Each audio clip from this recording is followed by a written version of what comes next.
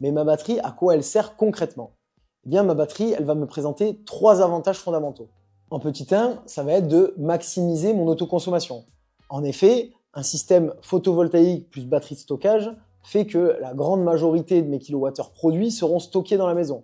Et ça, c'est super puisque ça fait qu'avec une même centrale photovoltaïque, j'arriverai à en autoconsommer une très grande partie et donc je serai beaucoup moins dépendant du réseau.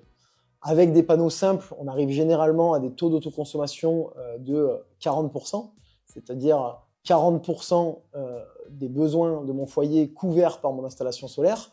Mais quand on passe à des systèmes combinés, photovoltaïque plus batterie de stockage, on arrive des fois à monter à 70% d'autonomie sur certains foyers. L'avantage numéro 2, qui est intimement lié au premier, eh bien, ça va être la réduction de mes factures.